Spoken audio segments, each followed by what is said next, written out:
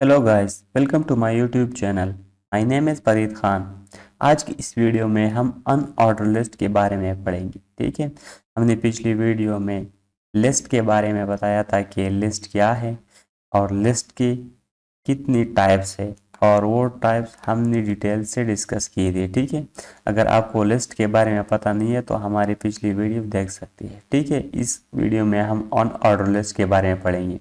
तो हमने बताया था कि अनऑर्डर लिस्ट एक लिस्ट ऑफ आइटम्स होते हैं। ठीक है, लेकिन इसमें कोई ऑर्डर नहीं होता, इसीलिए ये अनऑर्डर लिस्ट कहलाता है। ठीक है, अब हम अनऑर्डर लिस्ट किस तरह से क्रिएट करेंगे ये हम इस वीडियो में जानेंगे। ठीक है, तो सबसे पहले इसके लिए हम अनऑर्डर लिस्ट के लिए हमारे पास टैग है सिंगल ब्रैकेट और फिर UL. U stand for unorder, ठीक है, और एल स्टैंड फॉर लिस्ट। ठीक है, तो ये अनऑर्डर लिस्ट के लिए हम इस्तेमाल करते हैं। फिर सिंगल ब्रैकेट क्लोज करेंगे, ठीक है, और यहाँ पर टैग को हम यूएल टैग को हम क्लोज करेंगे। ठीक है, तो ये हमारे पास अनऑर्डर लिस्ट के लिए, तो हम यूएल टैग को अनऑर्डर लिस्ट के लिए इस्तेमाल करते हैं। फिर इसके अंदर हम लिखेंगे लिस्ट, एल आई, ठीक है, लिस्ट आइटम। तो हमारे पास लिस्ट ऑफ आइटम्स होते हैं। ठीक है, तो वो हम एल आई में देंगे लिस्ट आइटम में। ठीक है, तो हम यहाँ पर देते हैं, फर्ज करें मैथ्स।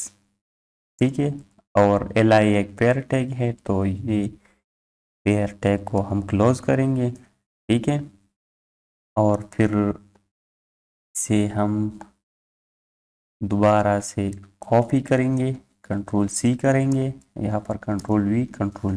ठीक है, हमने 3 मरतबा इसे पेस्ट किया और फर्ज करें हम इसे देते हैं फिजिक्स। ठीक है, और इसके बाद हम देते हैं बायोलॉजी।